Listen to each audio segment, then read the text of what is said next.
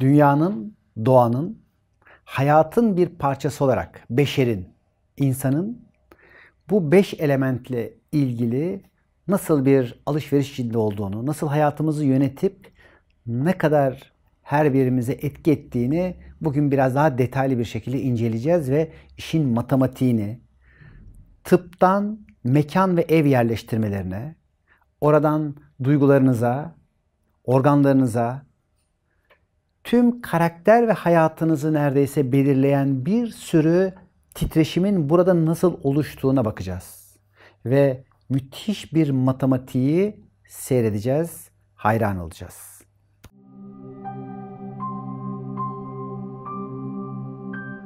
İlk önce hatırlarsanız yeşil, doğanın başlangıcından başlamıştık. Bu doğanın başlangıcında aslında bir büyüme, yani hayata yeniden bir doğuş vardır. Bu doğuşla birlikte hani ilkbaharın, çiçeklerin yeniden çıkması ve ekşi tadın ama aynı zamanda karaciğer ve safra kesesi organının bu organlarla ilgili duygu ve titreşimlerin olduğunu önce hatırlatalım. Burada eril organlar tüm bedenimizde daha böyle buruşuğumsu, yani safra kesesi gibi, işte diyelim ki kalın bağırsak gibi, ince bağırsak gibi daha yayılan organlarken vücudumuzda daha birbirine toparlayan, merkeze doğru birleşmeye doğru giden, daha pürüzsüz, daha parlak organlarsa dişil, yani yin organlar olmaktadır. Eril dışarıya verirken dişil organlarımız kendini alır. Onun için almak dişil, vermek ise eril, erkek enerjiyle alakalı olduğunu bir daha hatırlayalım. Burada eğer öfkeyle ilgili kızgınlık veya katılık veya kibir enerjisiyle ilgili bir problem varsa aslında yeşil enerjinizde bir blokaj vardır. Ondan dolayı sinir sisteminizde bir problem olabilir veya depresyondan tutun da tüm göz, görme, bedendeki birçok buna paralel enerjilerde bir tıkanma olabilir. Peki, diyelim şimdi bu yeşil enerjinizde herhangi bir sorun veya problem varsa ne yapacağız? Öncelikle yeşili besleyen su sistemidir ve tuzlu tattır. Burada gereği kadar vücuda tuzlu su verebilmek çok önemlidir. Bunu sınırlandıran ve bloke eden enerji ise bundan iki öncesi olan metal enerjisidir. Metal enerjisi, yani kesen enerji, ağacı nasıl ki kesiyorsa, metali kesiyorsa, işte karaciğer ve safra kesenize veya öfke veyahut bedeninizdeki katılık ve kibre direktman müdahale eden enerjidir. Bir taraftan bunu sınırlandırırken bir taraftan da aslında öfkenizi zararlı hale getirebilir. O zaman metal elementiyle, enerjisiyle aslında öfkeyi sınırlandıracağız. Ama bunun dışında da eğer vücudunuzda bir yumuşama, bir esneme ihtiyacımız varsa da bu sefer su elementiyle bunu çoğaltıp arttırmanın yollarına gideceğiz. Bunu nasıl yapacağız? Şimdi mavi ve siyah bedenimizde su elementi demiştik. Şimdi su elementi aynı zamanda alabilmek demek. Hayat içerisinde alamayanlarınız su az içer. Onun için az tuz kullanır. Az tuz kullandığı için beden suyu vücutta az absorbe eder ve bu sefer hayat içerisinde bilmeden az almaya gider. Yani kendine gerekli olanı almazken alıyor gibi yaparak aslında bedenin hayatını saçıp saçmalamaya başlayabilir. İşte önce gereği kadar bedene su veya bunun duygusu olan yumuşaklığı verebilirsiniz. Hoşgörüyü verebilirsiniz. Nerelerde esneyemiyorsunuz bunu verebilirsiniz. Veya diyelim ki sınırlandıracaksak metal elementine eğer tekrar hatırlayacak olursak metal elementi bir şeyi bırakabilmekti. Alabilmek ve bırakabilmekti. Bırakamadıklarınızı eğer bulup bunu hayatınızdan, bedeninizden çıkartma ile ilgili çalışmalar eğer detoks, arınma sistemleri yaptığınızda bu sefer aslında bedende karaciğer ve safra kesesinde, hayat içerisinde de öfke, katılık ve kibirden özgürleşme veyahut bunun arındırılması ile ilgili önemli bir adım atmış olacaksınız. Şimdi buradan yavaşça kırmızı ateş elementine geçelim. Ateş elementi öyle bir güce sahiptir ki vücudumuzda tam 4 tane ayrı meridyeni idare eder. Yani her aslında element 2 tane meridyeni bedenimizde kontrol ve idare ederken ateş elementinde kalp, ince bağırsaklar, kalp zarı ve aynı zamanda bedenin ısıtıcı brülörleri denilen bir sistemin idarecisidir. Üçlü ısıtıcının. Şimdi burada bunların tabii hem çalışma saatleri hem çeşitli özelliklerini birinci programımızda anlatmıştık. Eğer ateş elementi ile ilgili bir sorunuz, bir probleminiz varsa, yani neşesizlik yaşıyorsanız, hayat içindeki sevinciniz azalmışsa veya kalp rahatsızlığı, ince bağırsak rahatsızlığı, aşırı üşümeleriniz varsa nasıl bir yol izleyeceğiz? Öncelikle bir öncesi neydi? Ağaç elementi bunun besleyicisi, doğurucusu ve var edeniydi. O zaman yeşil elementi önce çoğaltacağız. Yani ne kadar ağacınız olursa o kadar ateşiniz olur. Değil mi? Yani ağaç yoksa ateş de yok. O zaman bedeninizin içerisinde yeşil elementin gereğini yapacak. Yani ilkbahar içerisinde bol yeşil gıdalar yiyeceksiniz. Her yemeğinizin, her öğünüzün içinde mutlaka bu ateş için yeşilliklerin olmasına özen göstereceksiniz. Ama duygu olarak da yumuşaklık ve deneyimleri hayatınızın içine katmanızın ne kadar önemli olduğunu bileceksiniz. Yani nasıl o bir bebeğin bir heyecanı vardır. Yeni bir şey öğrenmek için ona bir şey sunulduğunda onu fark edip onu böyle ilk defa görüyormuşçasına yapan o halini hayat içerisinde ne kadar yaşıyor biliyorsanız aslında bu ağaç elementini o kadar kuvvetlendirerek, o kadar çoğaltarak hayatınızın içerisinde sevinçini ve neşeyi o kadar arttıracaksınız ve kalp sağlığınız aslında o kadar da iyileşmeye başlayacak. Çünkü kendinizi de sevmeye başlayacaksınız hayatla birlikte. Ama eğer orada bir katılık meydana geldiyse, çok biliyorumlar, zaten her şeyin kesinlik ve çok netlikle sınırları çizilmiş bir hayat anlayışınız varsa bu sefer kalbiniz de katılaşmaya başlayacak. Ve kalp katılaştıkça, sertleştikçe kendini ve hayatı sevmemeye başladığı için kalp kapısı kapanacak.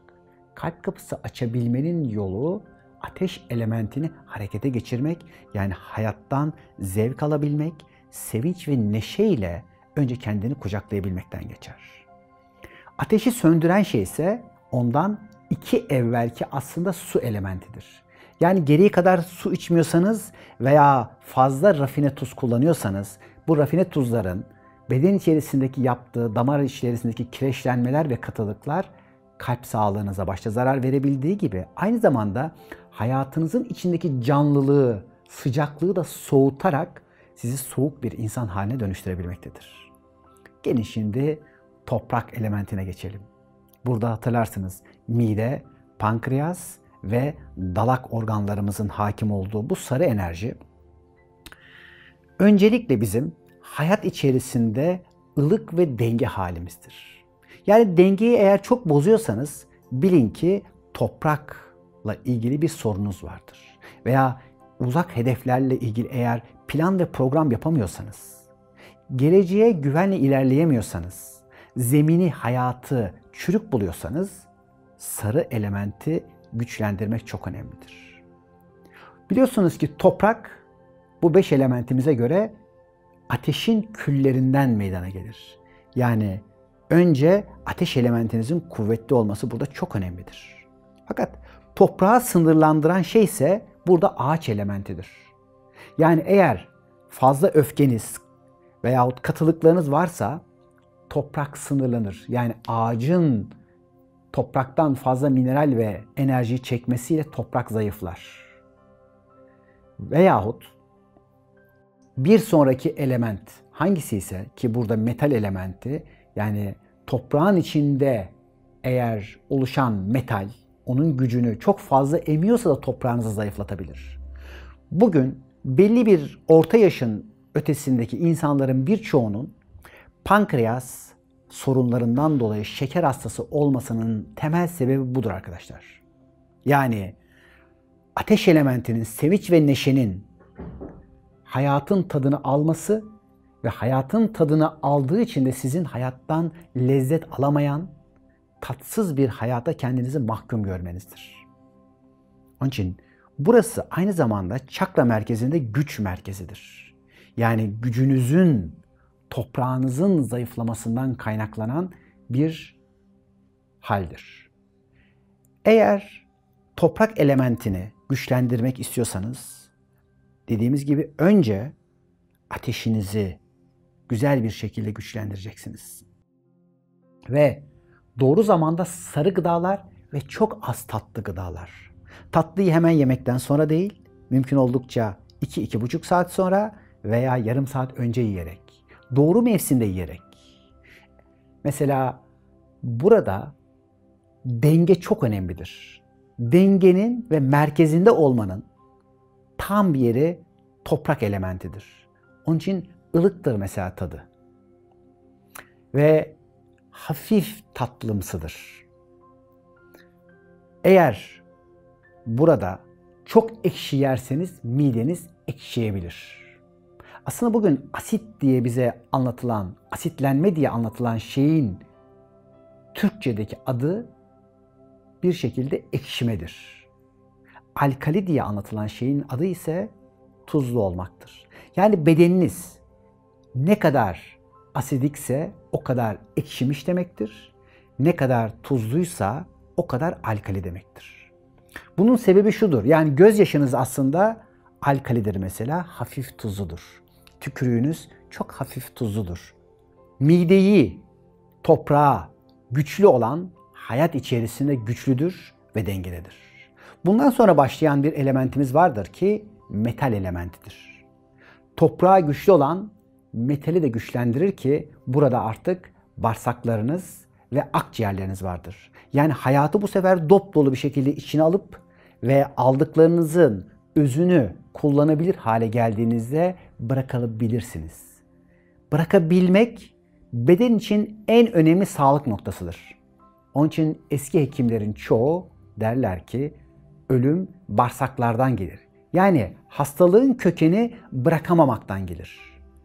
Bedeninizde kullanılıp atıkları bırakan yerimiz bizim metal enerjisidir. Onun için sağlıklı alışverişin olduğu bir yerdir. Eğer çok aşırı saf su içerseniz mesela önce yoracağınız yer bağırsaklarınız ve akciğerlerinizdir. Birçok astım ve akciğer problemlerinin sebebi aslında bedenin içerisindeki su problemidir. Suyun dengeli bir şekilde dağıtılamaması veya alınamamasından kaynaklanır. Yine bağırsaklarınız da öyledir. Boşaltımı yapamamanızın sebebi vücudunuzun içerisinde gereği kadar sağlıklı ve kaliteli suyun olmamasıdır. Yani doğru canlı ve mineralli suyun olmamasıdır. Bunu doğru şekilde yerine koyduğunuzda veyahut o bırakma duygusunu koyduğunuzda artık bırakabildiğiniz için tazesini, suyun, mineralin, enerjinin, hayatın veya size sunulanların bunu almaya başlayabileceksiniz. Ve son elementimiz su elementidir. Su elementi kıştır, soğuktur hatırlarsanız. Ve burada eğer endişe varsa su elementiniz bozulur. Çünkü burası aynı zamanda karanlığın ve soğuğun yeridir. Burada toprağın altındaki soğukta köklenerek büyüyen gıdaların yeridir. Ve özellikle turuncu burada çok işe yarar. Yani endişe ile ilgili sorun ve problemi olanların onun için turuncu bir takı takmasında fayda olabilir. Eğer endişe varsa bilin ki bunun sebebi toprakta başlar. Topraktaki güvenin, sağlamlığın, emin adımlarla hayata basamamanın, ayakta dik duramamanın sebebi vardır. Onun için su ile ilgili sorunu olan önce toprağını düzeltmelidir. Yani böbreğine taş oluşan varsa, üriner sistemde bir problemi olan varsa, kemiklerle ilgili yine bir problemi olan varsa önce gidip toprak elementini, pankreasını dengelemeli ve düzenlemelidir. Bunların her bir tanesine baktığınızda aslında 5 tane elementte 12 tane meridyen bulunur. Ve bu 12 tane meridyen arkadaşlar bedenimizdeki tüm enerji trafiğini sağlar. Ve bu trafik aslında aynı zamanda çakralardan gelen o enerji merkezlerinden, yani ruhtan ve bedenden buluşan enerjinin tüm hücrelere yayılmasıyla meydana gelir. Bu enerjiler yayılırken 12 tane dilime ayrılır. Ve bu 12 tane dilimin aslında çok özel bir yeri vardır. Yani aynı zamanda müzik sisteminden, aynı zamanda her organın, her karakterin, her enerjinin, her frekansın burada bir ritmiyle devam eder bu.